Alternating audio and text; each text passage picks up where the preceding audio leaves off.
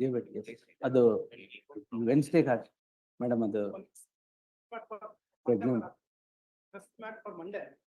My lord, Monday ಆಗಲ್ಲ ಕೊಡಿ memo ಕೊಡಿ. Monday not possible. My Sir, lord. Monday already 300 are listed. I'm not possible. my lord, serial number, Order from the court.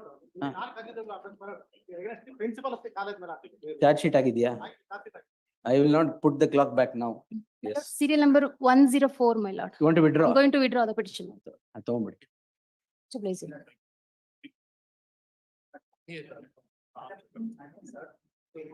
ಅಯ್ಯೋ whatever has happened, fresh matter ಕೊಡಿ. Yes. Sir. Give it, give it. ಅದು ಇಸ್ಕೊಳ್ಳಿ. ಇಸ್ಕೊಳ್ಳಿ. All right.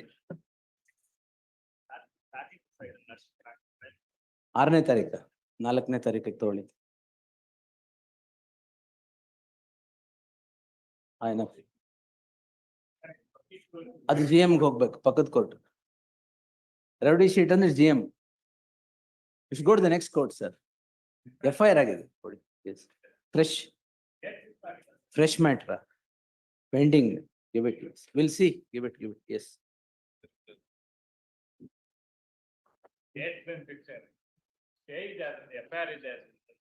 Give it. Yes.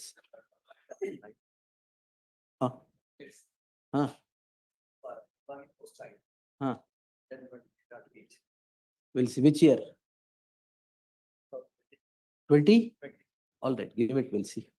We'll fix it next week, but other next week ಹಾಕ್ತೇನೆ. ಅಲ್ಲ, other next week ಹಾಕ್ತೇನೆ. Week commencing after the 9th. Yes. All right. I guess the learned Solicitor General is the learned Solicitor General is for this case? Yes, sir. Yes, subject to your lordship's convenience. Yeah, no, we'll start. Yes. With this in the first list. Yes, We'll start this. Yes. I'm grateful, my lord. I'm appearing in person before your lordship for the first time. It's really a privilege, my lord. I was looking forward to. Yes. Lord, I'll be very brief because your lordships are aware of Yes, sir. broad conspectus of the facts. Yes. But from the petitioner's perspective, your lordships have also dealt with, my lord, the issues as, my lord, judgments, my lord, which I am going to refer. Yes. So I'll not read, I'll just say the propositions which your lordships have already read. Yes. Lord, my submissions are going to be, my lord, in 5 compartments. First, the Settle. Yes. Settle down, sir. Yes. yes, yeah, please. Yes, sir. Kindly permit me to show from the order, which is on page 40 vacant. Which the impugned order? Yeah. I don't know, sir, you are appealing for petitioner. Oh.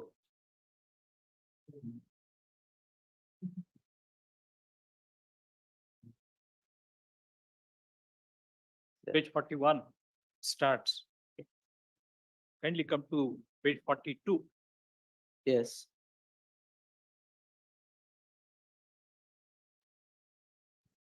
It reads like this. Petition from Sri T.J. Abraham seeking grant of sanction for prosecution Sri Siddaramaiah, Honorable Chief Minister of Karnataka, for commission of offences under section 7 so and so of the Prevention of Corruption Act. Kindly mark the next phrase. Sections 59, 61, 62, etc., of Bharatiya Nyaya Samhita. The said petition seeks sanction, etc. Now, after this, there is no reference to any provision of either the Indian Penal Code or the BNS Act. And sanction is given to prosecute under these provisions. Now, as this Honorable Court is very much aware, these provisions came into force on 1st of July. The last of the alleged acts against the petitioner's family, not against the petitioner's family, ended on 5/1/2022 when the allotment of sites was made. Admittedly, on that date, BNS was not there. was not there. How can there be a prosecution of under a law which are kindly permit No, me you're- to show Talking of post facto law. Article 20 may kindly. Yes, yes. I agree, it cannot, it has to be prospect. I have an answer to that. Though So, Dr. Post- Singhvi post didn't facto law, argue, That is, Yes, That so is- Article 20 it died. that's all. Now, this has two limbs. Number one, it is hit by Article 20. All right. Number two, His Excellency, the governor does not even whisper about this aspect of the matter. He could have applied his mind and said, this is relatable to provisions under the IPC Act. These are the provisions, etc. He could have said it, all right, notwithstanding the prayer. But that is not the case here. Since there is no mention of any one of these provisions in the entire body of the order of the governor. So on that count alone, this order has to go, is my very respectful. And Here, the here the others. second aspect is that ultimately all the allegations are against Parvati and her brother. Not a single allegation against the petitioner. As having passed an order, having taken a decision, That's made a recommendation. elaborately That submitted. is, Yes. no, the point I'm submitting is there vicarious liability of a husband for the deeds of either the brother-in-law or the wife?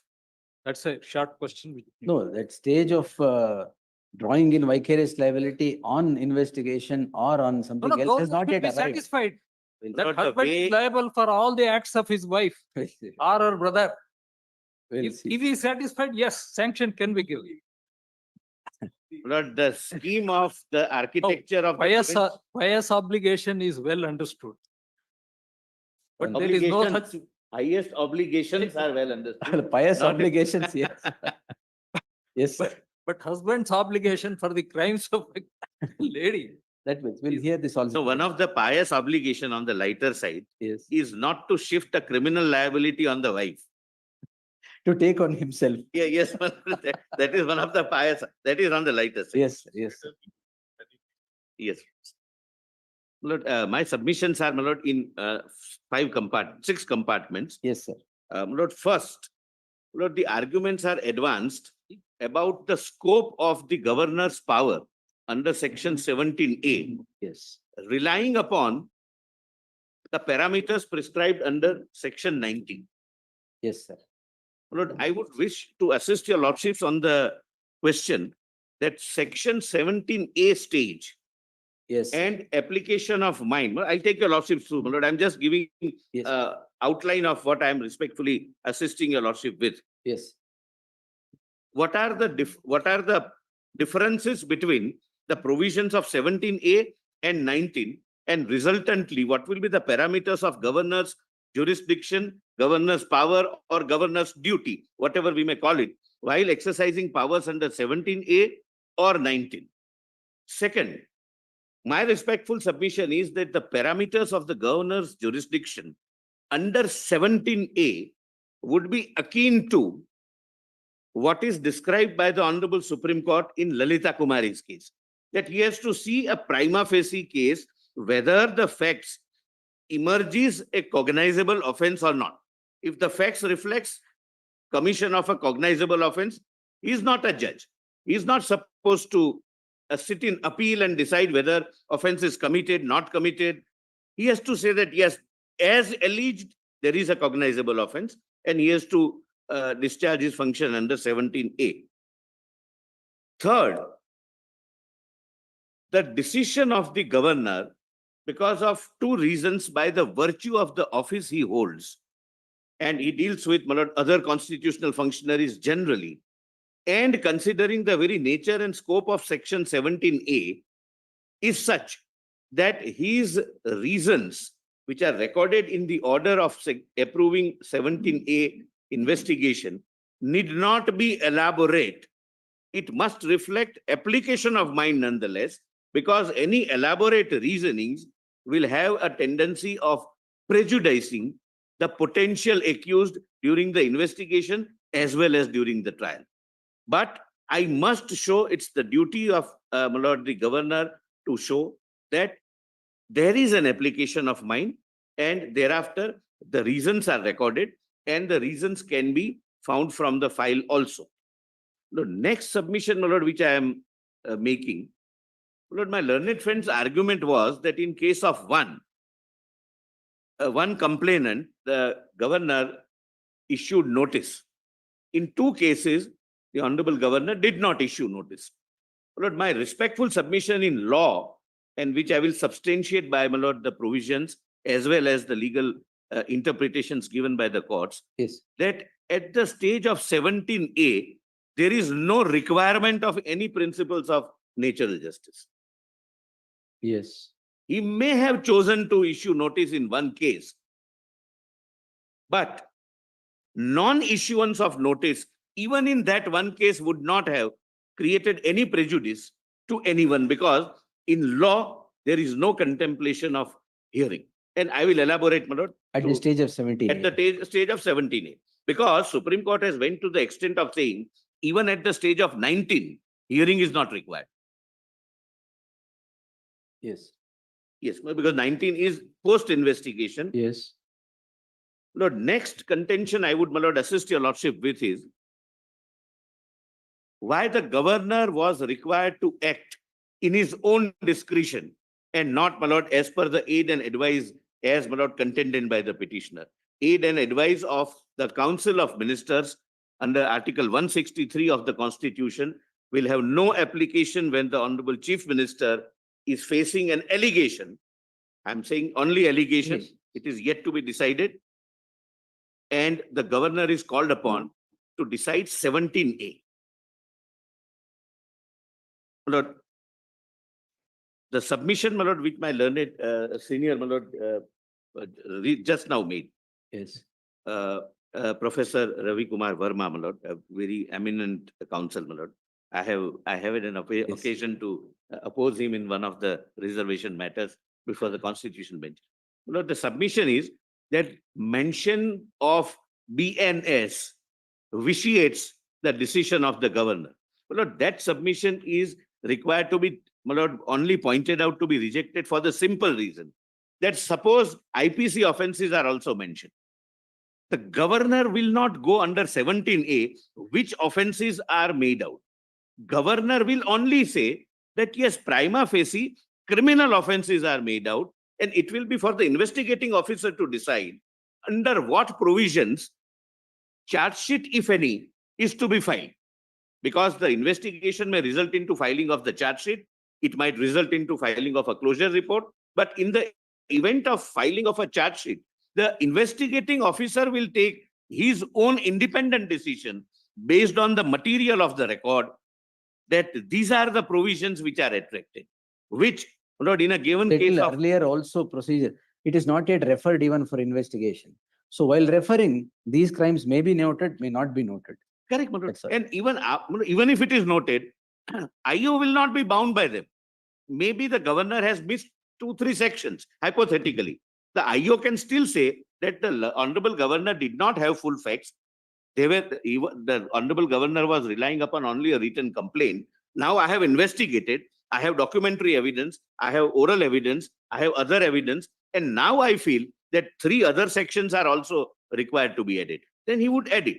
So mention of BNS, IPC, or any of the sections or non-mention thereof would not vitiate the order. In any case, will not cause any prejudice to the petitioner so as to give him an opportunity to challenge it on that ground.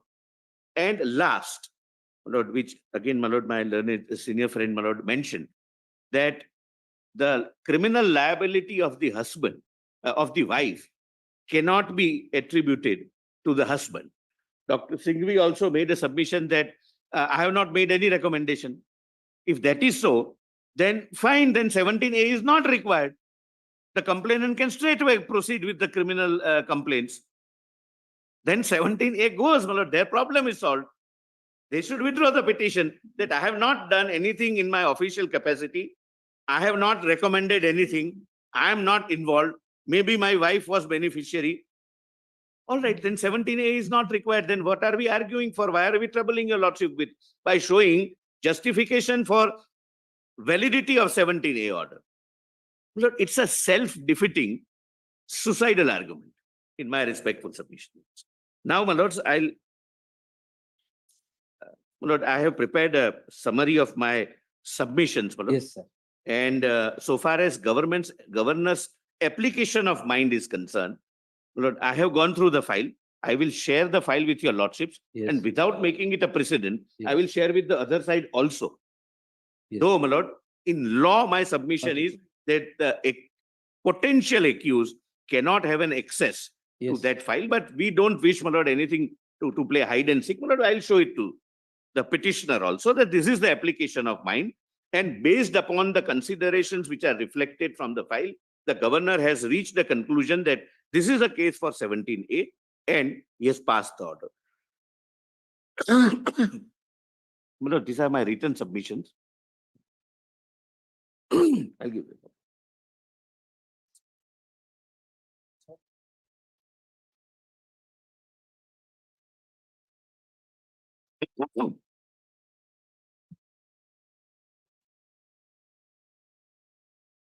Yes, sir. Lord, page 5, your lordship may directly come to page 5. Up to 4, my lord, I have only pointed out. This is the skeleton on Okay. which, my lord, I'll address your lordships. Yes. Lord, 26th of July 24, a show cause notice dated 26th July 24, which is placed by, my lord, the petitioner at annexure C, was issued to the petitioner in relation to the petition seeking grant of approval for investigation on the basis of complaint filed by respondent number 3. My lord, it is an admitted position that what is the content of the show cause notice is only the complaint of respondent number 3 and not the other two complaints. Because my submission is going to be even this step was not necessary. Therefore, non-compliance with other two makes no difference, creates no prejudice, gives no cause of action. Then, my lord, on 31st of July 24, a cabinet note was put up for consideration of the Council of Ministers in relation to the show cause notice issued by the Honorable Governor of Karnataka to the Honorable Chief Minister to respond within 7 days as to why sanction for prosecution should not be granted, as requested by one Sri T.J. Abraham in his application dated 26 July 24.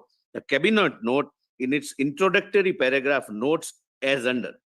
Lord, please read. The Chief Minister, with his note dated 27th July 24, the next day of, my lord, receipt of notice, has directed the Chief Secretary to place the matter of a show cause notice issued by the Honorable Governor of Karnataka, addressed to the Chief Minister of Karnataka, video number so-and-so, before the cabinet, along with all the materials available on record with the Urban Development Department and after consulting with the Learned Advocate General. Accordingly, the Chief Secretary, after obtaining the Advocate General, it should be the opinion of the Advocate General, but the mistake is in the original note, my lord, it's not in this. Yes. Accordingly, Chief Secretary, after obtaining the opinion of the Learned Advocate General and examining the records, directed the Urban Development Department to put up a cabinet note with details along with the opinion of the Advocate General on the matter for consideration of the cabinet. My lord, here, on a lighter note, my lord, nowhere the government writes Learned Advocate General. My lord, that is the practice throughout. I'm not criticizing. I'm saying on a lighter note, because, my lord, there was, my lord, an eminent lawyer called F.E. Smith. He had said 3 things. That in the court of law, never believe 3 things. When the honorable judge says, my learned brother, he neither means that he is learned, nor he treats him as a brother. Second, when I say, my learned friend, we are generally friends, but we rarely treat each other as learned. And, my lord, and when we say that with profound respect, Lord, with profound respect generally mean, as per him, Lord, this is not my interpretation, that your lordships have not understood, but let me make your lordship understand. And Lord, he has elaborately detailed that Lord, with respect means you have not understood. Lord, with profound respect means you have completely not understood. Not at all understood. Not at all understood. So these are the jargons. So we call each other learned. And that is the irony, my lord. When your lordship set aside the order of the trial court, your lordship would say the learned judge has not understood even basic fundamentals of law. My lord, if the second part is true, then how is he a learned judge? But this is, my lord, what we live with, my lord, since centuries. Then the cabinet note dated 31st of July at annexure D from page 267 of the writ petition filed by the petitioner. Then Council of Minister through its cabinet decision advised the Honorable Governor to withdraw the notice dated so-and-so issued by him to the Honorable Chief Minister based on the petition and addendum dated so-and-so filed by one T.J. Abraham and to proceed forthwith to reject the said application by denying prior approval and sanction as requested by the petitioner Abraham. The decision of the cabinet is, my lord, also placed by them. Yes. The petitioner submitted his reply to the show cause notice dated 26 July 24, which is also annexed, and something very interesting from the note prepared by the Chief Secretary. Thereafter, the learned Advocate General. Thereafter, the matter comes to the cabinet. Thereafter, the Honorable Chief Minister prepares his reply, etc., which I'll come, my lord, when I deal with that. Respondent number 2 placed the file in relation to the issue at hand, along with the decision of the cabinet dated so-and-so and reply of the petitioner dated so-and-so before the Honorable Governor. The respondent number 2 is the Secretary to the Honorable Governor, Lord, whom I represent, and he placed that these are the papers. This is the note of cabinet. The cabinet has to say this, and all documents, as I will show from the file, complaints, documentary evidence is annexed with the complaint, etc., my lord. The opinion of the learned Advocate General, everything was placed. Then, 8/8/24, the Honorable Governor directed respondent number 2 to put up the file along with comparative statements of the petitioners. Petition, my lord, he understands, my lord, to be complaints. Oh, this was done. Yes, my lord. Well, there is an elaborate application of mine. I'll show from the file. I'll share it with my learned friend. The Honorable Governor directed respondent number 2, that is his principal Yes. secretary, to put up the file along with comparative statements of the petitions received in relation to the grant of sanction, reply of the Chief Minister, and the decision of the cabinet. That you give me in this format, then I'll make up my mind. Then 14th August, comparative statements as referred above were placed before the Honorable Governor for his perusal. 14th August 24, after perusing the file and discussing the issues, the Honorable Governor directed to resubmit the file along with notes or analysis points as dictated. The learned Governor dictates that this is the allegation of the complainant. This is what the cabinet note says. This is what the reply of the Honorable Chief Minister says. And this is the note. The note is dictated by him. I'll place it. It's a big chart, my lord. Several charts were prepared, and the Honorable Governor, my lord, himself dictates. Based on, and this comes, my lord, in the noting file also. It's not that I'm saying for the first time that it was dictated by the Governor. In the noting file, my lord, it comes that it was dictated by the Governor. Based on the comparative statement and available documents and petitions. The file, along with all the above referred documents and comparative statements as dictated by the Honorable Governor, was placed before the Honorable Governor for necessary orders. The order of approval for investigation was passed by the Honorable Governor, and, my lord, thereafter, my lord, the petitioner is before your lordships. Now, my lord, taking the first point first. Lord, your lordships are aware, prior to, my lord, the enactment of the new Prevention of Corruption Act, Yes. the amendment to the Prevention of Corruption Act, my lord, which was in 26/7/2018. yes, my lord, 18. There was no concept of an approval prior to Yes. the investigation. The only concept was pre-cognizance sanction Sanction. under section 19. My lord, for the first time, 17A comes. My lord, your lordships have read and reread this provision, but only read kindly, my lord, on my request, Yes. page 8, page 8, only subsection 1. Yes, sir. No police officer shall conduct any inquiry or investigation into any offense alleged to have been committed by a public servant under this act. It doesn't talk of BNS or IPC. Under this act, where the alleged offense is relatable to any recommendation made or decision taken by such public servant in discharge of his official functions or duties without the previous sanction of A, B, C, D. My lord, according to me, this case would fall within B and C, but I'll have to independently substantiate that it is the governor in case of the Honorable Chief Minister who is not supposed to act as per the aid and advice of the Council of Ministers.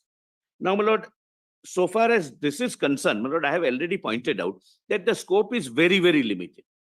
I have to, as a governor, see whether the complaint and the documents which are placed makes out a cognizable offense which requires investigation. It may result in a charge sheet or the report under 173 as we call it, or a closure report as per old section 169. But that's not the call the governor is permitted also to take.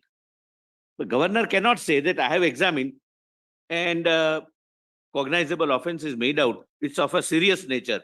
It will be attracting this provision. It will be attracting so much punishment, etc., etc. No, he will go by prima facie case that whether it needs to be examined by an investigating agency as an investigation under the provisions of law. Lord, your lordships have had an occasion to consider, my lord, this honorable court had considered, your lordships, my lord, thereafter, my lord, gave a detailed Yes. and illuminating decision. But Sri Rupa, Yes. my lord, I would your lordships like me to, my lord, place for your lordship Yes. consideration? Two very different concepts. Yeah, yes, my lord. Approval and sanction, they stand on They different. stand on different footing. The parameters are different, the considerations are different, the way in which you deal with the application is also different. In that case, there was nothing said. Yes. Nothing said except saying we grant approval. Approval. There was no application of mind at all in that case. Yes. That's why that was. And my lord, they are relying upon these judgments to show that there has to be an application of mind. My lord, in my respectful submission, to canvass a proposition that any administrative order has to be after application of mind, you don't need any judgment. It's rudimentary. It's elementary, my lord. It has to be after application of mind. You don't need any judgment. There are certain, my lord, universal propositions which doesn't need to be supported by any judgment. I'm straightway conceding it has to be after application of mind. It will depend upon facts of each case and what is the extent of application of mind That is Case to relevant. case basis. Is based on facts to facts. Facts. So, my lord, I'm placing it, my lord, but I'm not reading, my lord, this judgment. Lord, kindly see what would be the scope of the power, my lord, because your lordships would be laying down the law in while deciding this. Not only with reference to a scenario where the honorable governor, who is a constitutional functionary, is deciding the approval issue of the honorable chief minister, who is also a constitutional functionary. 17A applies across board. Yes. In case of a tehsildar or a patwari, maybe the tehsildar is or deputy collector is the authority under 17A. 17A. So what is the scope of his inquiry? What is the scope of his application of mind? Whether to exercise 17A power as requested by the complainant or not to exercise. Lord, that broadly, in my respectful submission, we can get assistance, my lord, from Lalita Kumari judges. Yes. That your lordship would find at page 12. My lord, I can take your tell your lordship, my lord, whatever paragraphs I have quoted, It's quoted. I have, my lord, the full text of the judgment, which Yes. I'll place. Yes. But this is only for ready reference. Yes. I'll place, my lord, the entire bunch, my lord, for your lordship's consideration. Yes. Right now, my lord, I'm not giving. Yes. My lord, please come, my lord. This is a your lordships are aware it's a constitution Yes. bench. 5 honorable judges, my lord. 31. Yes. And I'll skip some of the paras, my lord. The FIR is a pertinent document in the criminal law procedure of our country, and its main object from the point of view of the informant is to set the criminal law in motion, and from the point of view of the investigating authorities is to obtain information about the alleged criminal activity so as to be able to take suitable steps to trace and to bring to book the guilty. Now kindly come to page 30, para 49. I'll skipping, my lord, other paragraphs. Yes. 49, highlighted bold part. Consequently, the condition that is sine qua non for recording an FIR under section 154 of the code is that there must be information and that information must disclose a cognizable offense. This applies squarely to 17A. If any information disclosing a cognizable offense is led before an officer in charge of the police station. Someone has forgotten, my lord. These things happen. Yeah, these are, my lord, some interesting incidents in the virtual hearing. They are the- Must disclose a cognizable offense. If any information disclosing a cognizable offense is led before an officer in charge of the police station satisfying the requirement of section 154(1), the said police officer has no other option except to enter the substance thereof in the prescribed format, that is to say, to register a case on the basis of such information. Lord, I'm not comparing the police officer with the governor, but I'm saying police officers' function under 154 is the function of any approving authority under section 17A. He may be a tehsildar or he may be the honorable governor. That whether prima facie offense is made out, then not only is duty bound, it is not only his right, he is duty bound to accord approval. The provision of 154 of the code is mandatory and the officer concerned is duty bound to register the case on the basis of information disclosing a cognizable offense. Thus, the plain words of section 154(1) of the code have to be given their literal meaning. The use of the word shall in 154 of the code clearly shows the legislative intent that it is mandatory to register an FIR if the information given to the police discloses the commission of a cognizable offense. Therefore, the context in which the word shall appears in section 154(1), the object for which it has been used, and the consequences that will follow from the infringement of discretion to register, direction to register FIRs, all these factors clearly show that the word shall used in 154(1) needs to be given its ordinary meaning, etc. My lords. My lord, my learned friend may be tempted to say that in case of 17A, it is not shall. The shall is used only with regard to the police officer and not the governor. Yes. I am using this judgment, my lord, for assisting your lordships to say that these are the parameters the governor will bear in mind. That I am not supposed to conduct a trial. I am not supposed to even examine whether I would ultimately give sanction for section 19.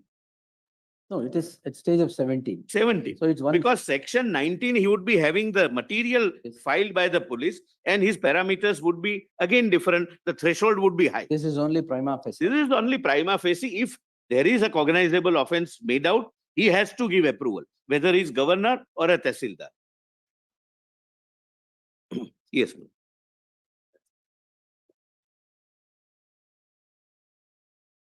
The only exception, my lord, in Lalita Kumari is that in case of Prevention of Corruption Act or matrimonial offences, conduct a kind of a preliminary inquiry. That is for the police officer. Here, he has to apply his mind. Preliminary inquiry does not mean 6 clauses in para 20.1, 120.1. 120.1. Yes. So here, my lord, he is conducting a preliminary inquiry within his mind that it is whether case is made out or not. My lord, why I say this, my lord, what will be the disastrous consequence if we read, my lord, the principles of natural justice into it? As I said, my lord, it's not a case of honorable governor and the honorable chief minister. This would apply to all public servants under the Prevention of Corruption Act. In many cases, So if I can, so the suggestion is, if natural justice is to prevail prior to 17A, and you're paraphrasing 17A to 154, then before registration of FIR, notice will have to be given heard. exactly. That will My have- learned friend, in it will fact, be there. cited, my learned friend, in fact, That is what you're cited trying to, Rajesh yes. Agarwal judgment, yes. where he said that he had an honor to assist the Honorable Court. I incidentally also had an honor to assist the Honorable Court, where my learned friend inadvertently missed that part where the Honorable Court said that in criminal matters, hearing is not required in that very judgment. So- Otherwise, my lord, kindly see the Otherwise, consequence. prior to 154(1), every accused will have to be heard. Now, of course, in the new BNS under 218 and this, Pre-cognizant stage, yes, a notice is required. No, even there, the Supreme Court says not required. Yes. As far as my learned friend was on VC, it missed out. I said the argument was that to declare account fraud is like an FIR. So how can you hear before an FIR? The court made the distinction that no hearing required before FIR. But to declare an account fraud, which is akin to criminal, you must have a hearing. That is the distinction I made. That's Perhaps you correct. missed it Yes. on the VC. Lord, Yes, kindly, my lord, consider if my learned friend is right that before granting approval under 17A, a hearing is required. 17A is for the prevention of corruption offences. It applies over the board Yes, to every public servant. yes. The moment, my lord, notice is given, there are all possibilities, my lord, that the evidence will be lost. That is one more reason, my lord, not to read hearing or principles of natural justice under 17A. Suppose, my lord, a collector were to give approval for the deputy collector's corruption case, and he is in office. He might, my lord, tamper with the evidence. He might misplace the file. The evidence will go. This is one more reason why 154 or 17A, no hearing. Except the preliminary inquiry that is in 120.1 of Lalita. Kumari. Yes, my lord, in a given case, in Lalita Kumari says, my lord, that if it is something, lord, suppose I go and file a FIR which is completely absurd, that Mr. So-and-so I approached and he demanded 50,000 rupees. Then straightway don't register an FIR and pick him up, conduct a kind of a preliminary inquiry because it's the station house officer who does this. Yes, While here in 17A, why that preliminary inquiry is also not contemplated. Only contemplation is whether you find cognizable offense being made out from the material on record. So merely because the Honorable Governor thought it fit to issue notice in one case does not necessarily mean that non-issuance of notice in other two will cases initiate the proceeding. would vitiate the order. Now, my lord, I am relying upon at page 14, my lord's, my lord, very illuminating judgment, my lord, in Dr. Ashok versus the state, where your lordships were pleased to Yes, lord, distinguish. 17, And I think this is the first judgment, my lord, yes, juxtaposing 17A and 19, my lord. yes, And, my lord, your lordships were based upon that judgment, my lord. There is a direction also issued, my lord, by the High Court. High Court, my lord, Yes. that even it applies to the magistrates. The magistrate also cannot straightway issue process or call upon the complainant to be in the witness box, etc. The complainant will have to go with 17A. So, my lord, I'm not reading, my lord, Yes, Dr. yes. Ashok, my lord, it is your lordship's judgment, Yes. my lord. Now I will show, my lord, how there is an application of mine. Huh. My lord, kindly have, my lord, the original file. I'll share it with my learned friend, Mr. Singhvi and Professor Ravi Kumar also, but I'll have one more copy. You have copies?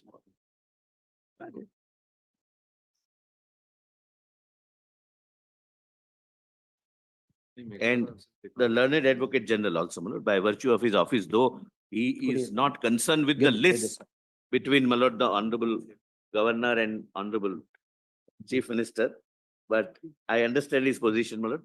And by virtue of his office, he is entitled to have the access. Huh?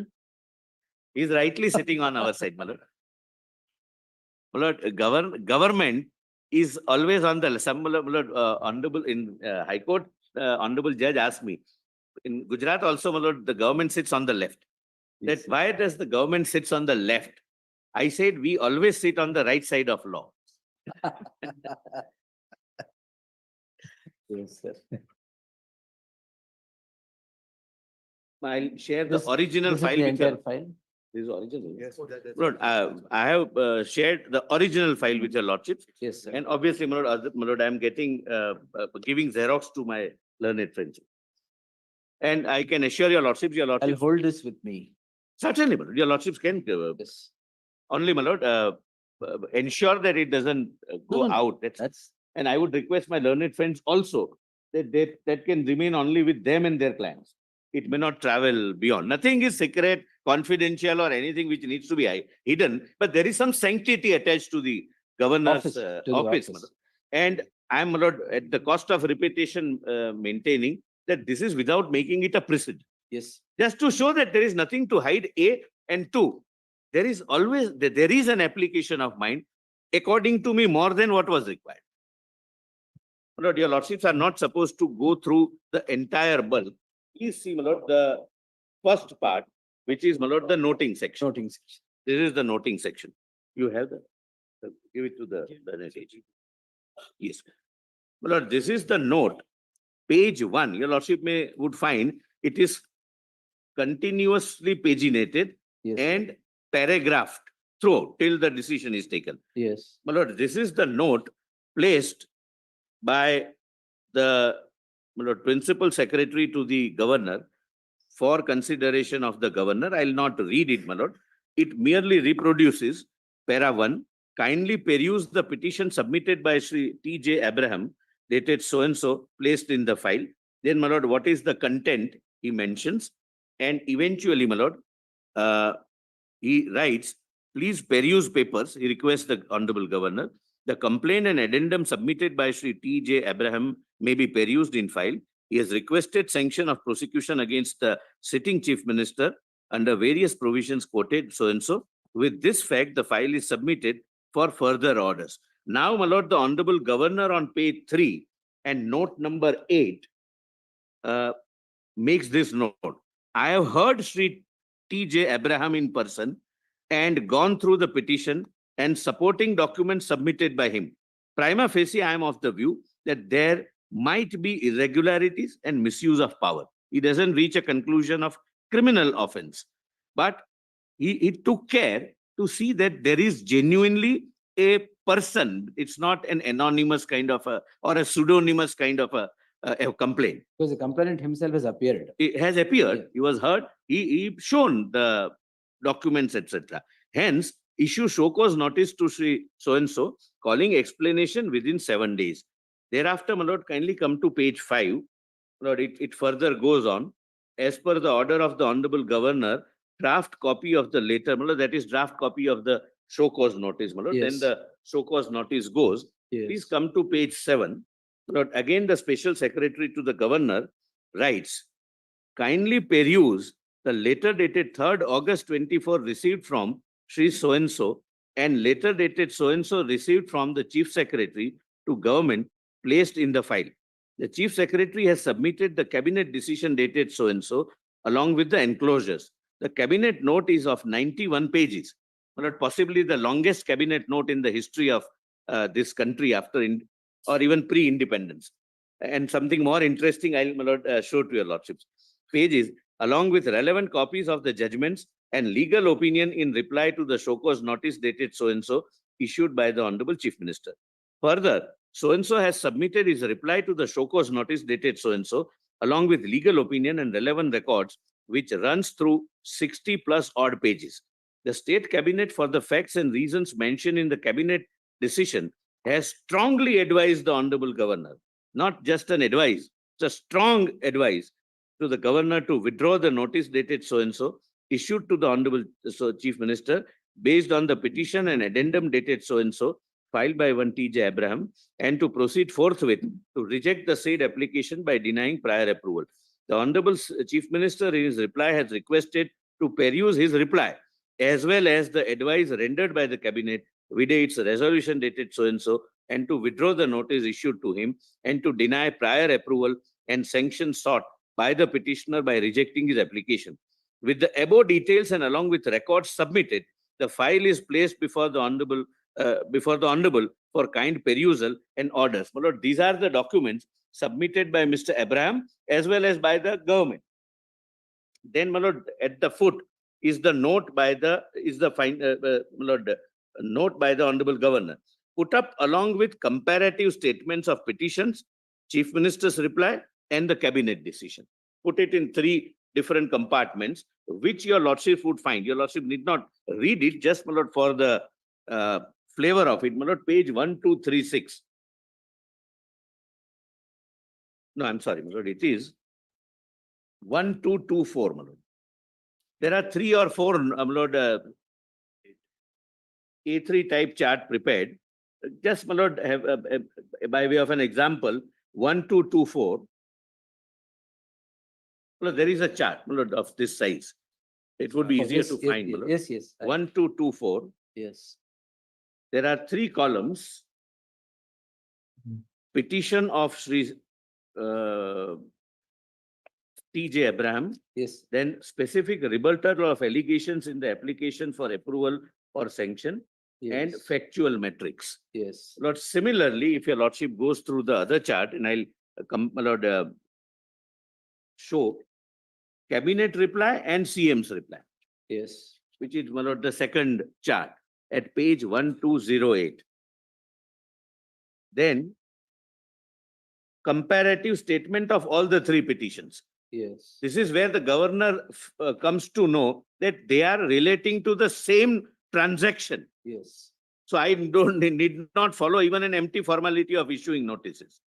The allegations are same with respect to the same land, etc. Now kindly come back, my lord, with me to the my lord, noting section. Your lordships may kindly come to page 8 now of the file noting section. yes. Yes, 21, my lord, para number 21. The file notings are I seriatim numbered and paginated. As directed at para 20, comparative statement of petition received from so-and-so, and the Honorable Chief Minister reply and the cabinet decision are placed in the file for kind perusal of the Honorable Court. Now, please see 22 is very, very important, my lords. This is the Honorable Governor's noting. Peruse the file, discuss the issues. He discusses the issues with the officials, my lord, who are assisting him. Hence, resubmit the file along with notes, analysis points as dictated. My lord, he goes through these charts and dictates at page 1236 his own prima facie conclusions. My lord, page 1236, allegation, reply, and the third column is what is dictated by the Honorable Governor. It is from page 1236 to 1225. So the page numbering is reversed, my lord, as your lordship, sir. yeah, that is the government files. Government files. So, my lord, each and every allegation, the reply of the Honorable Chief Minister and cabinet, he considers and he dictates that this appears to be the prima facie situation. Then, my lord, para 9, page 9. This is, my lord, by the special secretary to the governor. Pre-paras may kindly be perused. The petition received from, then 3 numbers, requesting grant of sanction for prosecution in respect of irregularities conducted and corrupt practice adopted by so-and-so. Yes. This is the language used in the complaint. He doesn't say that this is, we are dealing with sanction for prosecution. He is reproducing the language of the complainants. Yes, Then 26, as directed, the file along with the above details, documents and comparative statements, please note, dictated notes by the Honorable. That is Honorable Governor. That appears to be the way in which the Honorable Governor is referred to within the office. yes, Is placed before the Honorable for further necessary orders. Then, my lord, page 11. Petitions received from Sri T.J. Abraham. My lord, this is the note, my lord, prepared by the Honorable Governor. It is signed, my lord, at page 25 yes, by the Honorable Governor. yes, Petitions received from Sri so-and-so, so-and-so, and petition with additional documentation, petition from Sri so-and-so, so-and-so, so-and-so, requesting grant of sanction for prosecution in respect of irregularities conducted and corrupt practices adopted by so-and-so, concerning allotment of alternative site by MUDA under various sections of PC Act and BNSS Act has been perused. He reproduces what the complainant say. He doesn't say, I am dealing with sanction prosecution. In view of the allegations and on a prima facie perusal of the petitions for grant of sanction for prosecution and materials in support of the allegations, a show cause notice dated so-and-so along with the copy of the petition by Sri T.J. Abraham and material in support of the allegations was issued to Sri so-and-so. The reply to the show cause notice dated so-and-so along with annexures was received at Office of His Excellency the Governor of Karnataka on so-and-so.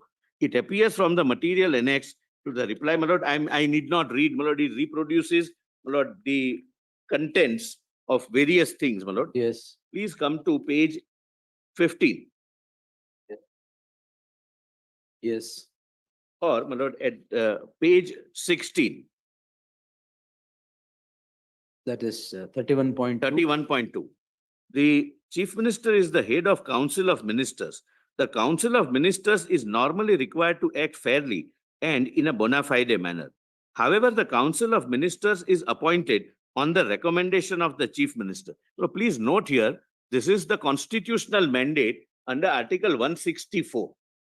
164 requires that the governor would appoint ministers on the recommendation of the Honorable Chief Minister.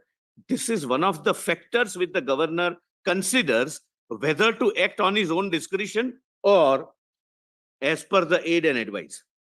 It is but natural that stance of Council of Ministers is in support of the Chief Minister.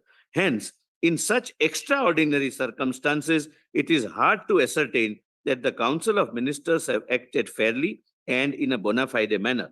The governor, under Article 163 of the Constitution, is required to act under the said aid and advice of Council of Ministers. However, an exception may arise when consideration is being done for grant of sanction for prosecution of the Chief Minister and the decision of Council of Ministers is affected by apparent bias. As regards the application of doctrine of aid and advice is concerned, this has been conclusively settled in state of Maharashtra versus so-and-so that sanction to prosecute the Chief Minister is the exclusive function of the governor to be exercised by him in his discretion, followed by the decision in case of Dr. J. Jayalalitha versus so-and-so, wherein it was further amplified that it is erroneous to say that the view of the Supreme Court was based on a concession made by counsel, and the perusal of the relevant part of the judgment shows that the court has expressed its opinion that such concession was rightly made. In the present matter, the allegations and the material in support of allegations would prima facie indicate that the said land was given to SC person by due course of law. The record of the said land was transferred from the father to children and again from children to father. This mystery was not considered by the state cabinet. When the notification, now he says why I'm not relying upon state cabinet. First, he says that even as per law, I'm supposed to use my own discretion, not aid and advice. Now he goes further. State cabinet. When the notification for land acquisition issued and the denotification order was issued, she so-and-so was the member of Legislative Assembly from so-and-so constituency as well as a member of Mysore Urban Development Authority. And further, this land was purchased by a brother-in-law of so-and-so, wherein the seller was from the constituency of so-and-so, and later on after getting the land converted into the residential purpose, gifted it to the wife of so-and-so, who became the owner of the property, and the application for allocation of alternative sites came to be moved on the basis of relinquishment of agricultural land. On the basis of this application, MUDA passed the resolution pursuant to the amendment to allot alternate sites. It has been specifically averred that the rules was specifically amended, averred in the complaint. He is giving a prima facie consideration whether a cognizable offense is made out, which needs investigation. A rule was specifically amended from 40-60 to 50-50 to aid this transaction where so-and-so was the chief minister. Further, the petition seeking grant of sanction for prosecution and material provided clearly indicate that Sri so-and-so, son of Sri so-and-so, participated in MUDA meeting, which resulted in allotment of alternative site in very prime layout called Vijayanagar. These facts were placed before the Council of Ministers. The aforesaid brief facts, when correlated with the material in support of grant of sanction, clearly established that there is apparent bias in the decision taken by the Council of Ministers in favor of Sri so-and-so. Due to this apparent bias, the present matter requires my independent application of mind to the petition seeking grant of sanction for prosecution and the material in support of the same. It is seen from the decision taken by the Council of Ministers that a committee under the chairmanship of Sri so-and-so was constituted to look into the present matter. However, the government, upon considering the facts of the present matter, as reported in the media and newspapers, appointed a high-level single-member inquiry committee under the Commission of Inquiries Act. It appears from the terms of reference of the high-level single-member committee that there are serious allegations involving illegal allotment of alternative sites, illegal allotment of land, and irregularities in allocation of land. Further, the constituting a committee under an IAS officer and immediately constituting one-member committee under a retired judge of the High Court and the government's own acceptance that there is potential big-ticket scam in allotment of sites by MUDA does not inspire much confidence. It is well settled legal principle that the persons against whom allegations are made should not be empowered to decide the course of action. Even after such grave allegations being involved in the present matter and the fact that materials prima facie supports the allegations, therefore the decision taken by the Council of Ministers is irrational. Well, this is what MP judgment says, that if it is found that it is irrational or vitiated, biased or other considerations I'll come to, my lord, then the governor will have to act at his discretion. As even after the appointment of high-level single-member inquiry committee on such serious allegation, the Council of Ministers do not consider the entire material in support of the allegation. The subject of binding of the advice of the Council of Ministers for Governor and discretionary power of Governor during special circumstances is well discussed and decided in case of Madhya Pradesh Police Establishment versus so-and-so. The 5 judges bench of the Supreme Court has held that if on these facts and circumstances the governor cannot act in his own discretion, there would be a complete breakdown of rule of law in as much as it would then be open for governments to refuse sanction in spite of overwhelming material showing that a prima facie case is made out. If in cases where prima facie is clearly made out, sanction to prosecute high functionaries is refused or withheld, democracy itself will be at stake. This is one quotation from the Supreme Court judgment. It would then lead to a situation where people in power may break the law with impunity, safe in the knowledge that they will not be prosecuted, as requisite sanction will not be granted. On the point raised by the Council of Ministers that an application for previous approval under Section 17A can be made only by police officer and not by a private person. My lord, something which was unfortunately argued by the petitioner, despite, and I will come to that, a very fair and correct legal opinion given by the learned Advocate General saying that no, this is not true. It is not. Any private individual is also, Yes. as held by your lordships, bound to approach. It is only investigation and inquiry should not commence by a police officer without approval. Exactly, my lord. I am It is great. not that he should seek approval. There is no law that he only should seek approval. Yes, my lord. But that was Approval can be sought definitely that's what I have also held. Approval can be sought by anybody. Approval, setting the criminal law into motion, it can be by anybody. So this is what requires is 17A. correct. 17A, approval can be sought by the person who has sought to set the criminal law into Any motion. person can Any say. person. No officer shall investigate what is said in 17A is only without approval he shall not investigate. Even the He need court- not seek. Where if I, as a private individual, because in a criminal jurisdiction, jurisprudence, there is no concept of locus standi. Anyone That is- can. Anybody can set the set criminal the law into motion. motion. But if I go before the court invoking, my lord, the powers of the court to issue process or issue a direction akin to the old section 156(3), then I'll need that approval under 17A. Otherwise, even court cannot direct. That's all. That approval should be there for a police officer to inquire or investigate. My lord, therefore, my lord, to be very fair, my lord, to the learned Advocate General, in his opinion, he says that, relying upon your lordship's judgment, that That's no, what it I is- have myself held. yeah, yes, my lord, Yes. he relies upon, but unfortunately, the petitioner still my lord, continue that no, it can only be the police officer. My lord, therefore, I'm just reading that even that is considered by the Honorable Governor. Provides the police officer and not private person. Section 17A of the Prevention of Corruption Act provides that no inquiry or investigation shall be conducted by a police officer into any offense alleged to have been committed by a public servant under the PC Act without prior approval from appropriate authority. However, neither it is said that private person cannot request for the prior approval from the competent authority, nor only the investigating agency will seek the sanction from the competent authority. The only thing is to understood that the police will not inquire without prior sanction. It is important that police should start the investigation process only after getting the sanction from the competent authority. It is immaterial who does the effort to get the sanction. The decision of the Honorable High Court of Karnataka in so-and-so, Dr. Ashok, my Lord's judgment. Yes. What more application of mind can a governor, my Lord, make? Is expected to make at a 17A stage. But since it was a contention raised by the Honorable Chief Minister, he deals with this. So-and-so and various high courts, the High Court of Karnataka had issued guidelines to be followed in the cases related to prosecution of public servant for the alleged offences during the discharge of duties with a circular dated so-and-so. This circular stipulates the procedure and prerequisite for registering the cases of prosecution against the public servants. Point number 2 of the circular reads as, my Lord, your lordships have read that circular, I'm not, my Lord, reading. Hence, last 2 lines. The above circular of the Honorable High Court makes it compulsory that previous sanction is necessary to file a private complaint in the court of law by private persons.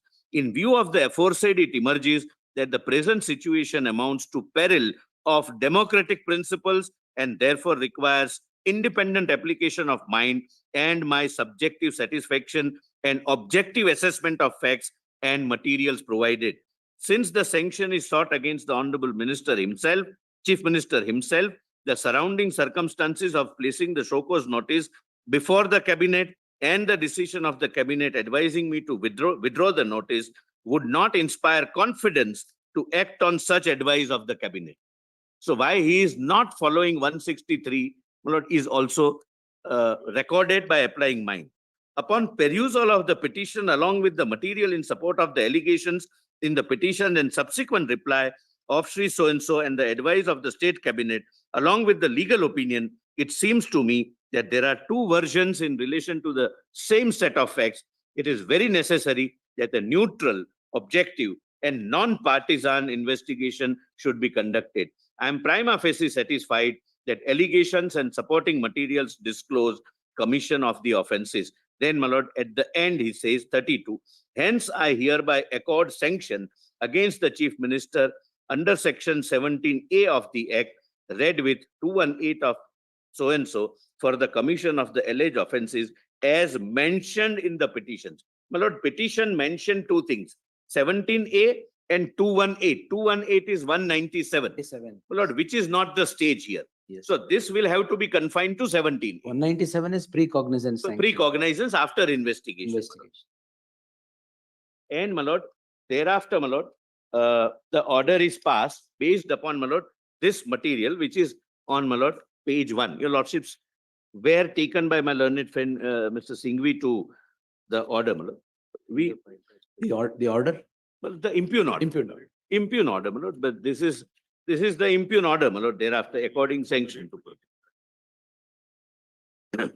And, my Lord, this is the Honorable Governor signs on 16th August 24, the entire Yes. detailed, my Lord, consideration. And on the same date, on 16th August, the impugn order is passed according approval. And I'll show that all findings, all considerations, all application of mind need not be in the order. It should be reflected on file, and the court's conscience should be satisfied that there is an application of mind. Lord, when I am meeting with the allegation that the Honorable Governor did not apply mind, my Lord, let me show something very interesting. The application of mind and why the Honorable Governor was fully justified in not relying upon the aid and advice. Well, there are 5 stages. Well, I'll just tell your Lordship broadly and just, my Lord, show. The first is the Chief Secretary prepares a note that these are the facts of the case, say 40 pages. My Lord, I'm giving an hypothetical, it would be 45 or whatever. Yes. Or 20 or whatever. My Lord. Thereafter, matter goes to the learned Advocate General for his opinion. The learned Advocate General, my Lord, obviously takes those facts as they are. I'll not say copy because We always, my lord, take the facts as given to us, my lord, from the officers. Then adds his opinion, judgments, etc., etc. That is the second stage. Third stage, the matter is placed before the cabinet. Cabinet, in this 90-page cabinet note, verbatim, with comma full stop, reproduces the opinion of the Advocate General. of the Advocate General and the Chief Secretary. Verbatim, comma, full stop. Well, constitutionally speaking, the cabinet is collectively responsible, but this is a case of collective non-application of mind. Everyone, my lord, agreed to something which is pre-written, page to page. Thereafter, my lord, the fourth stage comes, and fourth stage is the reply given by the Honorable Chief Minister, which is cut paste from Chief Secretary, Learned Advocate General, Cabinet note. That forms part of his reply. And the last para, that in view of this, don't grant sanction. And the fifth stage, the petition contains those averments in that order, seriatim, page by page. Lord, irony, Bangalore is an IT capital of the country. There is an artificial intelligence available. They could have used artificial intelligence to at least paraphrase what is being copied. But, my lord, they say on a lighter side that artificial intelligence can never match natural stupidity. But this is, my lord, the collective non-application of mind, my lord, and I have dealt with, my lord, a reasonable application of mind by the, my lord. This is the first Constitution. point, Yes, this is my application first of point. mind. Yes. Note, I think even natural justice you dealt with or still to tell. Yeah, no, my lord, I have something more Yes. to add, my lord. Lord, please come to page of my note, my lord. Please come to Lord, page 19, page 18, because my learned friend may. Page Give 80. me only a minute. Yes, yes.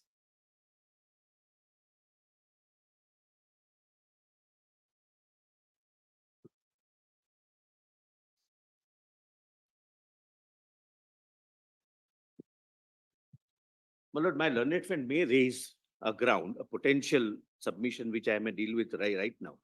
That whatever is the application of mind should be reflected in the order itself, and you cannot justify it by file notings. The Honorable Supreme Court had an occasions to deal with such a submission. Nambudri Park, Yes, my lord, not required. And 1990, yes, I'm grateful, my lord. where the Kindly Supreme have a Court look at. says if the reasons are found in the file notings, that would suffice.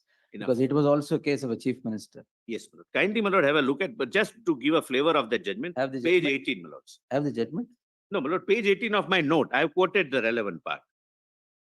Yes, sir. Page 19, my lord, is the judgment, para 22. AG Nambudri, yes. Yes, AG Nambudri, my lord. It is submitted that in order to understand the reasoning of the decision to grant approval for sanction, the perusal of, this was also grant of sanction, pre-cognizance sanction. So something at a higher threshold. After Then- investigation. Yes, after investigation, 17A is at a much lower threshold. The perusal of the file is necessary. It is stated that same is a permissible mode of examination of the extent of application of mind and locating the actual reasons behind the order. In case of Union of India versus E.G. Nambudri, please turn the page over, my lord. I'll read, my lord, only what is relevant, because I know, my lord, your lordships need not be bothered with what is, my lord, very obvious. Your lordships are fully aware, but only highlighted part. If any challenge is made to the validity of an order on the ground of it being arbitrary or mala fide, it is always open to the authority concerned to place reasons before the court which may have persuaded it to pass the orders. Such reasons must already exist on record, as it is not permissible to the authority to support the order by reasons not contained in the records. like my lord Mohinder Singh Gill case, that you cannot substantiate your order by filing affidavit subsequently. But the reasons are already So pre-existing. the submission is in Mohinder Singh Gill, there was nothing in the order nor in Order? the file. It was sought to be justified by way of statement of objections, which the Supreme Court said it cannot be done. It cannot be done. Now, The what you're saying is that everything is in the file. file. It is not that it should be in the order. It existed when the order was passed. Existed. Then para 10, in governmental functioning, before any order is issued, the matter is generally considered at various levels and the reasons and opinions are contained in the notes on the file. The reasons contained in the file enable the competent authority to formulate its opinion. If the order as communicated to the government servant rejecting the representation does not contain any reasons, the order cannot be held to be bad in law. If such an order is challenged in a court of law, it is always open to the competent authority to place the reasons before the court which may have led to the rejection of the representation. It is always open to an administrative authority to produce evidence elucidate before the court to justify its action. I cannot file an affidavit and supplement it by new reasons, but I can always show that reasons already existed and summary of those reasons is Forms the part of the order. forms part of the impugn order. My lord, similar in case of my lord Sarath Kumar Das. My lord, kindly see only the highlighted part. The record is called to consider whether he has given due consideration to the facts placed before him before he arrives at the decision. Therefore, the reasons in the order or found from the record bridges the link between the maker of the order and the order itself or decision. Therefore, the natural justice is not a rigid nor an inflexible rule. It should be applied to a given fact situation depending upon the background of the statutory provisions, nature of the right which may be affected, and the consequences that may entail. This court held that the grading itself is a reason and no separate reason in that behalf in arrangement or that is on the facts of the case. So, my lord, it is not providing reason post decision, but showing Reasons something existing pre-decision. pre-decision. Then, my lord, page 22, I have quoted, my lord, again Sri Rupa. Lord, where only para 30 and 31, my lord, may perhaps, my lord, I would Yes, like sir. to assist your lordship with. Yes, sir. It is therefore not necessary that there should be clear incriminating evidence with the investigating officer at the stage of him seeking prior approval under 17A. Lord, here was the facts where There, no, he Lokayukta was started on it. complaint. He started on The it. Lokayukta was, the complaint was made to the Lokayukta. The investigating officer had sought approval under 17A. It is in those circumstances it was written. All that is required under the provisions of section 17A of the Act is that the investigating officer has some credible evidence on the basis of which he forms an opinion that an investigation is warranted. This is all the complainant needs to do, and this is all the Honorable Governor needs to examine. 31, my lord. Since the public servant is yet to be investigated, the question of considering any incriminating material and coming to the conclusion that an investigation is unnecessary would not really arise in this particular case. Since the public servant is yet to be investigated, the question of considering whether there is any incriminating material or its veracity by the state government to come to the conclusion that an investigation is warranted or not would be untenable and stand no logic or reason. At this stage, it cannot be done. He is yet to be investigated by the Lord. Then page 23, para 49. The argument that the materials collected have to be considered meticulously. My learned friend, my lord, in substance, I am paraphrasing his submission, said that the order granting approval under section 17A should be akin to a judgment of the court, dealing with each and every submission made by the Honorable Chief Minister. No, this is purely an executive administrative order.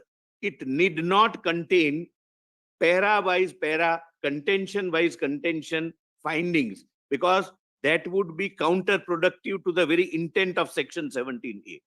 That, my lord, this Honorable Court says, the argument that the materials collected have to be considered meticulously as indicated by this court in so and so cannot be accepted for the reason that in the said writ petition, the court was considering an order of approval in that case where the order of approval merely stated that government had meticulously considered the matter by use of the term so and so. Thoroughly checked, my lord. Thoroughly check. Thoroughly checked. The relevant portion of the order reads as follows, my lord. So, my lord, this is a 6-page order. It considers everything. And I am, my lord, showing to your lordships and in my respectful submission, my lord, satisfactorily that there is an application of mine. My lord, now please come to, my lord, page 24. Para 28, State of Maharashtra versus Ishwar Piraji Kalpatri. Hmm.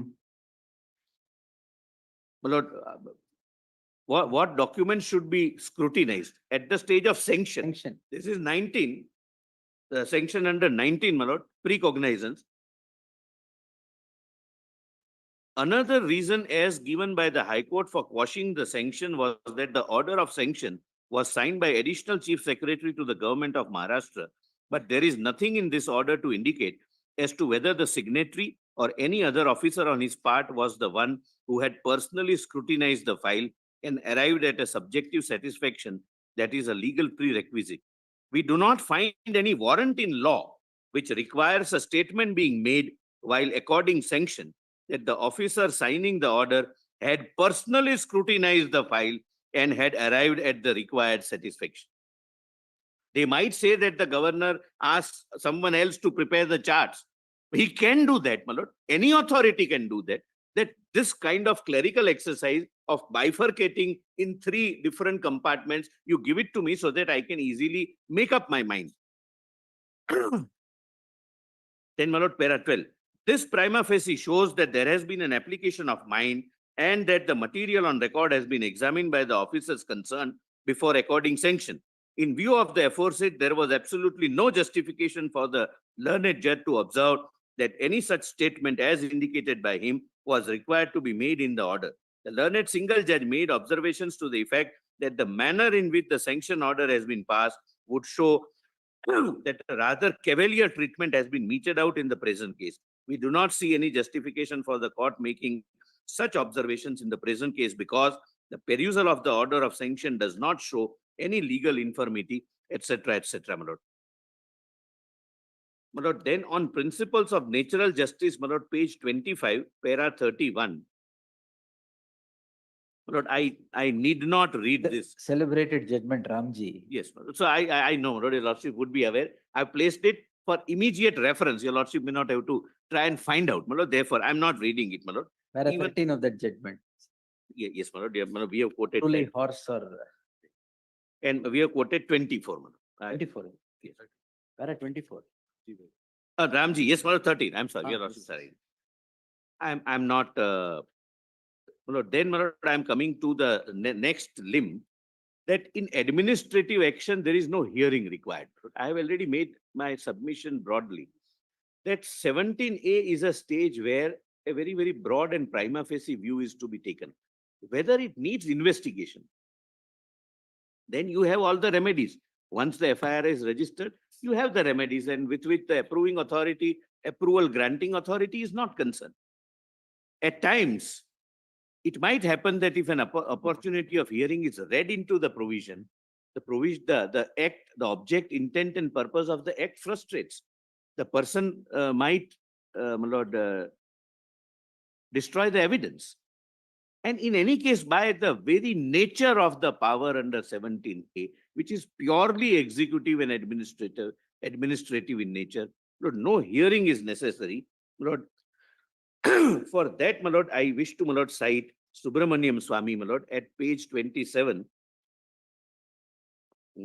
para 36 at the foot, my lord. They have also cited, but my lord, this is the true ratio which is applicable in the present case, my lord. My lord, in fact, we got very substantial assistance from the judgment compilation filed by them. Para 44 of my lord Subramaniam Swami.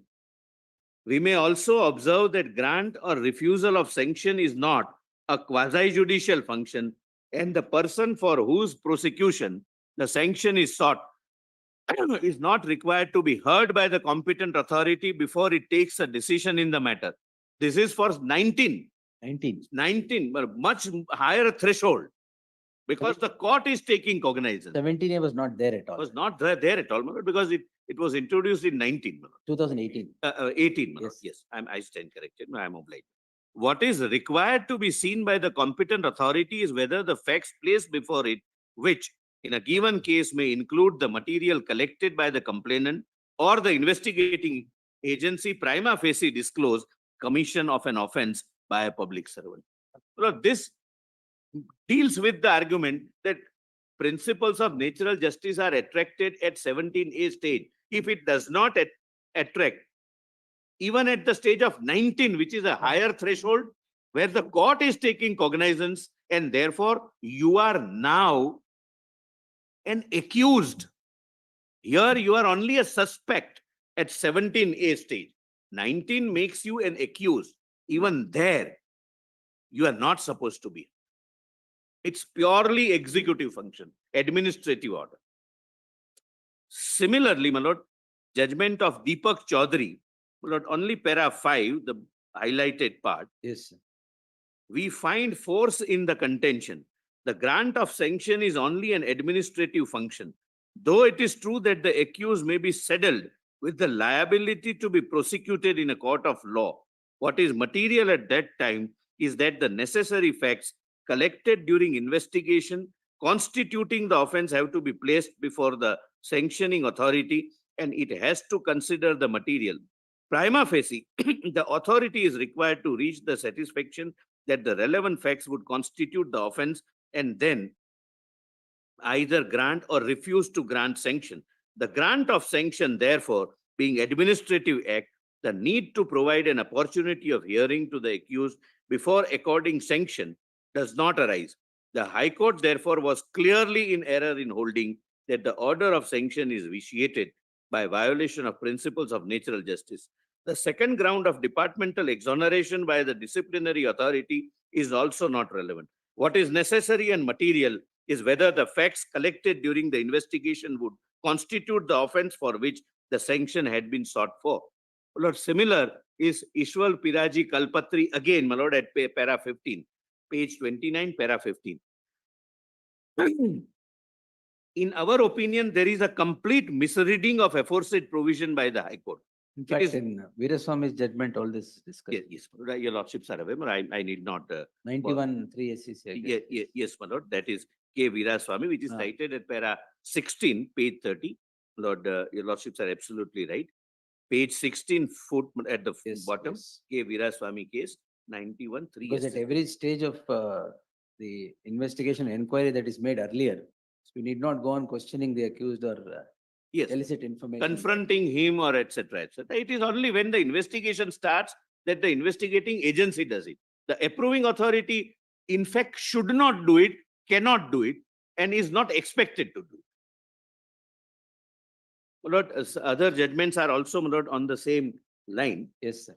Only one, my lord, judgment, my lord, I would wish to, my lord, place for your lordship's consideration is at page 36. But before that, let me, my lord, give the background. Yes, sir. My learned friend, my lord, possibly being aware of the law on the point that even at the stage of sanction to take cognizance, hearing is not read by the Honorable Supreme Court, and Supreme Court has clearly said that no hearing is required. He attempted to come out of that line of judgments by saying that in Rajesh Agarwal, now after reading Maneka Gandhi, etc., the law is that hearing is required.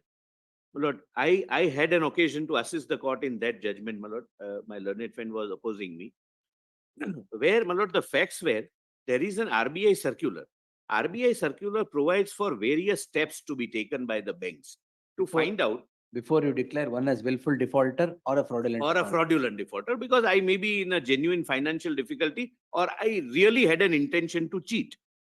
And the consequences where if I am declared as a fraud account, then other banks will not lend me no loan. My other accounts would automatically become NPA, etc. Serious economic consequences. consequences. the court bifurcated its judgment in two categories. A, the civil part of it, that when you declare somebody as a fraud not as understood in the IPC or now BNS, the fraud in the commercial banking sense of the term. And thereafter, there are some civil consequences because you go for statutory audit, you go for forensic audit, there are several things, etc. And therefore, you must associate him, because without which forensic audit is also not possible. Forensic auditors also would need your books of accounts, your vouchers, etc., etc. Therefore, the court said that you must hear him. But the second category, second option in the resolution, in the RBI circular was that this is okay, this is civil part of it, but you can also register an FIR. And the argument was that when it is question of registration of an FIR based on something fraudulent in this banking transaction, I should be heard. Lord, I raised the contention that there is no concept of hearing so far as invoking criminal investigation power is concerned. And my lord, I believe inadvertently my learned friend, my lord, missed that part of the judgment while citing page 36, my lord. Para 42. Before FIR is lodged and registered. No opportunity of being heard is required before an FIR is lodged and registered. My lord, we are dealing with 17A, which is a scenario prior to registration of the FIR. So at the stage of FIR also, you are not supposed to be heard. Where is the question of giving an hearing pre-FIR stage, where I am only prima facie considering whether to permit you to register an FIR or not. Lord, this in my respectful submission, in all fairness to the court, ought to have been pointed out while relying upon my lord Rajesh Agarwal. Because in fact, I am relying upon it. Now, my lord, page 37, non-supply of other two petitions does not invalidate the order. My lord, I have already said, hearing being not a prerequisite, merely because in one case show cause notice is given, other two cases which are not dealing with any different, distinct or completely a different offense, they are the same. So there is therefore the governor says that give me the comparative chart, whether there is any difference. If one allegation is some defalcation in Mysore and another in Bangalore, with different set of facts, different particulars, different authorities involved, different officials, connivance with different people, beneficiaries are different, then my lord, maybe he may have In fact, the issue- governor says everything is the same. is the same. Same.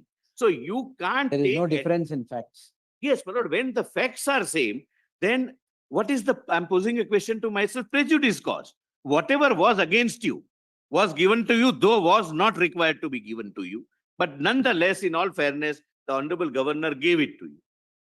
Two other persons have also said the same thing, which you were not given, but your answer is on the same issue, same allegation, same set of facts, same beneficiaries, same documents.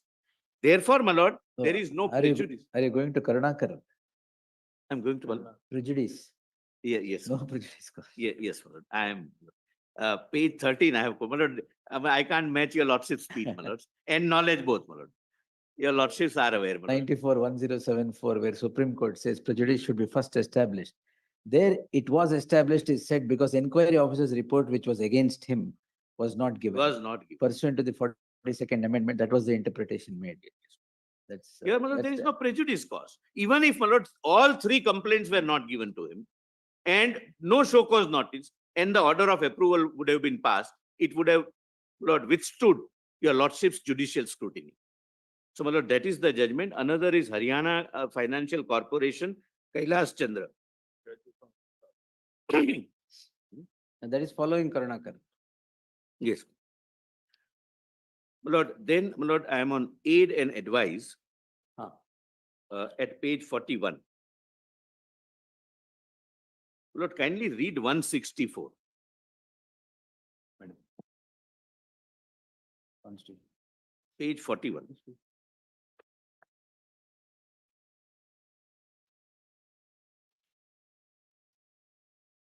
Page 44. page 41, my lord. Yes, sir.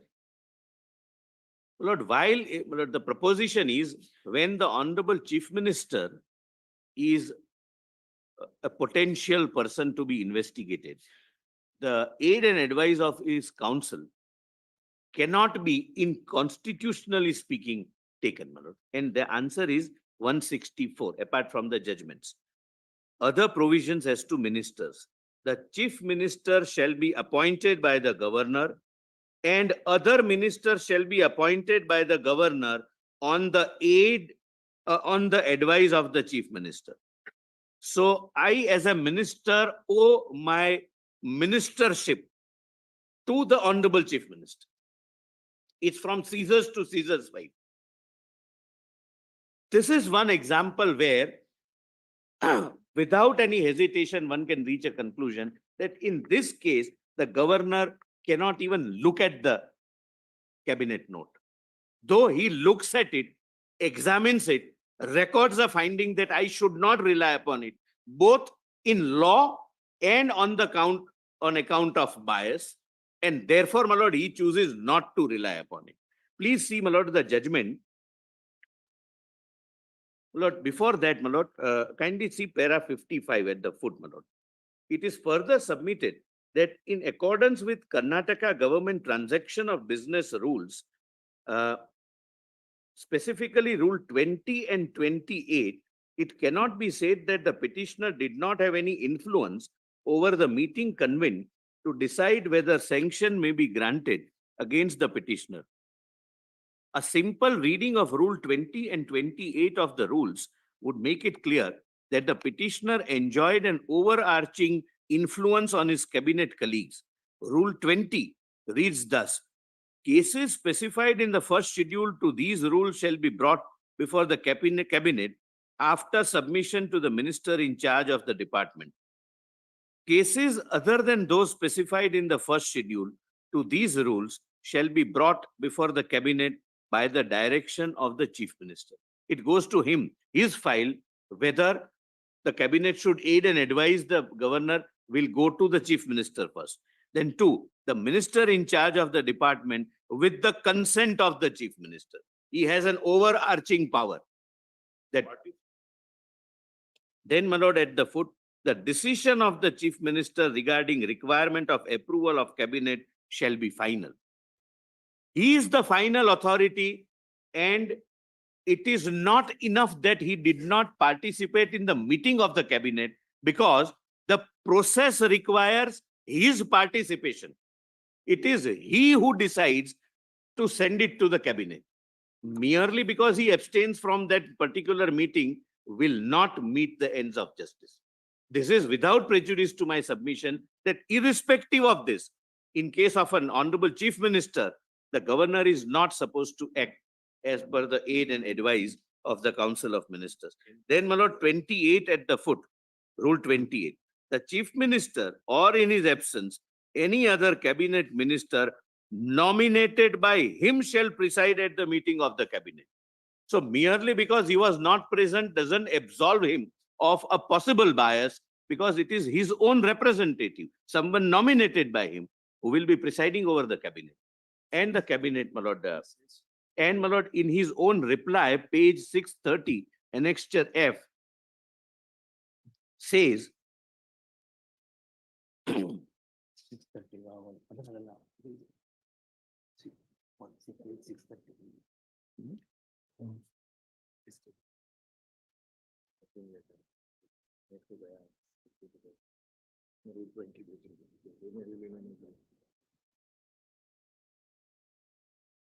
Yes, sir.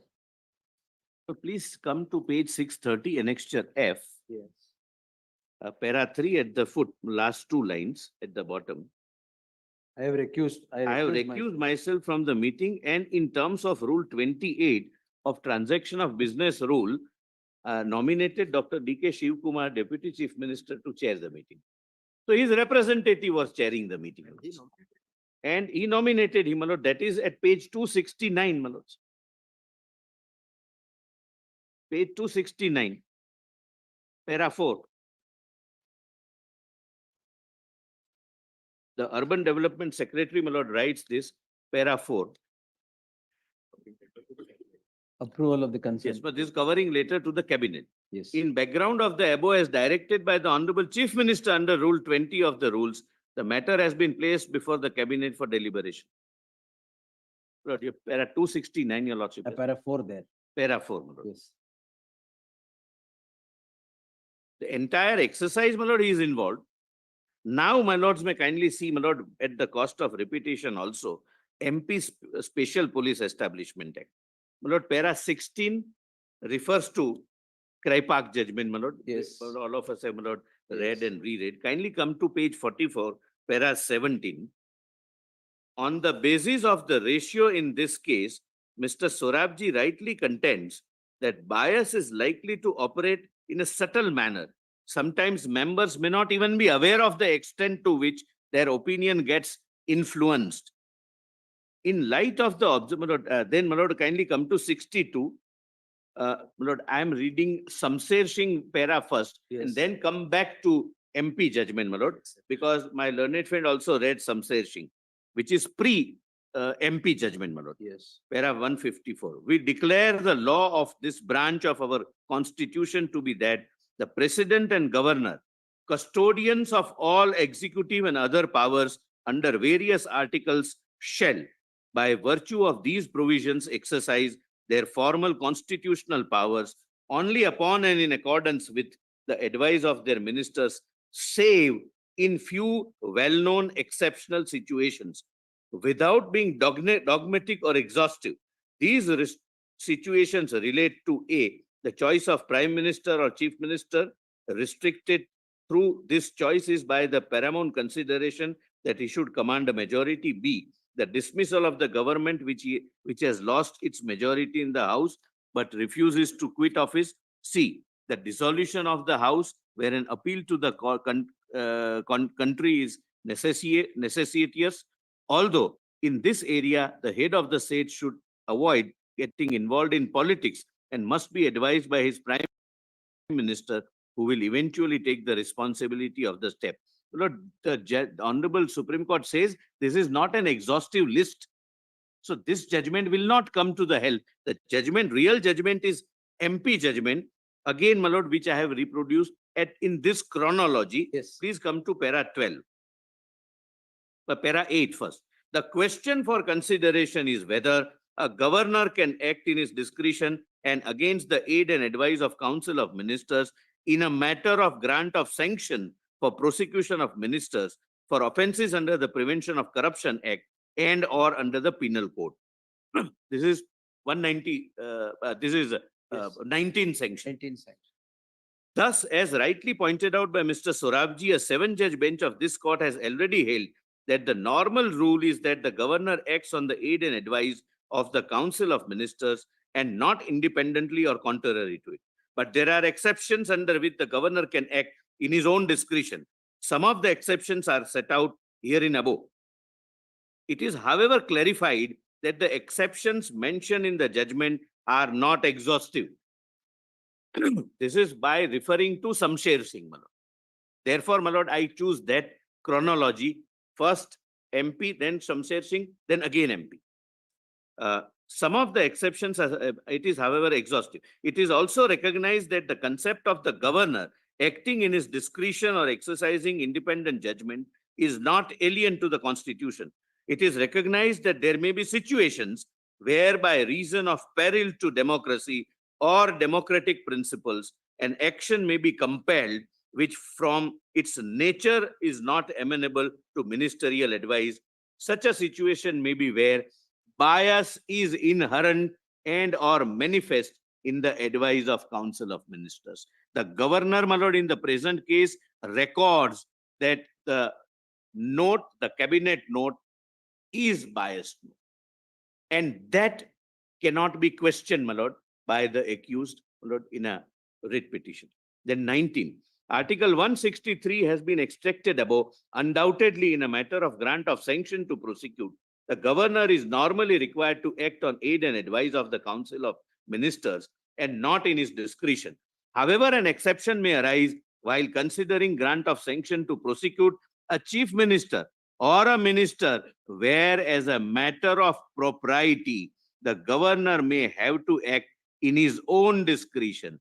Similar would be the situation if the Council of Ministers disable itself or disentitles itself. The governor also records by their conduct, they have disentitled themselves. And propriety also demands, democratic principles demand that I act on my own discretion. Mr. Tankha is not right when he submits that the governor would be sitting in appeal over the decision of Council of Ministers. However, as stated above, unless a situation arises as a result whereof the Council of Ministers disable or disentitle itself, the governor in such matter may not have any role to play. Taking a cue from Antule to so-and-so, it is possible to contend that a Council of Ministers may not take a fair and impartial decision when their chief minister or other members of the council face a prosecution. But the doctrine of apparent bias, however, may not be applicable in a case where a collective decision is required to be taken under a statute in relation to former ministers. In a meeting of Council of Ministers, each member has his own say. There may be different views or opinions, but in a democracy, the opinion of the majority would prevail. But here, my lord, collectively, unanimously, they have, my lord, taken the same view, my lord, without applying mind. They have adopted some view. There is one author, and if I may say so, my lord, subject to being contradicted, which I don't think they will be able to, even the printer and the fonts are same. Like, anyway, that's not No, my but, ground. in a scenario where sanction earlier, approval now is sought to not to prosecute, to register or investigate into the affairs of the chief minister. It is only the governor who has to independently apply the mind. Apply It's his not, mind.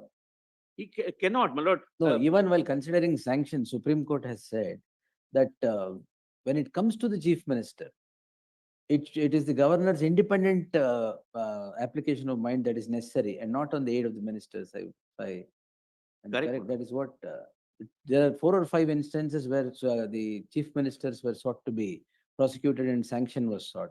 Correct. Then aid of the ministers would not. It's not required. Cannot be taken. is it? Not only, he cannot take it. Even if he wants to, he should not take it. But I feel judgments should be there, I guess. Yes. Yes, sir. Yes, ma'am. If on these facts and circumstances, the governor cannot act in his own discretion, there would be a complete breakdown of rule of law, in as much as it would then be open for the governments to refuse sanction in spite of overwhelming material showing that a prima facie case is made out. If in cases where a prima facie case is clearly made out, sanction to prosecute high functionaries is refused or withheld, democracy itself will be at stake. It would then lead to a situation where people in power may break the law with impunity, safe in the knowledge that they will not be prosecuted as the requisite sanction will not be granted. So then next page, bold part. However, on those rare occasions where the facts on the bias becomes apparent and or the decision of the Council of Ministers is shown to be irrational, there is a specific finding of the governor that because of these reasons, the cabinet note is irrational. And based on non-consideration of relevant factors, the governor would be right on facts of that case to act in his own discretion and granted sanction. Lord, this is the Constitution Bench judgment, my lord. And thereafter, your lordships would find Ramdas Nayak, my lord, at page 49. That is where I think Supreme Court says that when it comes to the sanction of the chief minister, Yes. I think governor should act if Yes, I'm my lord. right. That is page 49, my lord. Para It is 67. Abdul Rahman Antule. Yes. Yes. Yes, RS 9. Lord, only highlighted part I may read, my lord, because, or my lord, let me read the full. We may add, there is nothing before us to think. Where that- are you reading? Sir? Page 49, my lord. I'm sorry. Page 49. Para 67. But the judgment, para 10, I am reading. Yes.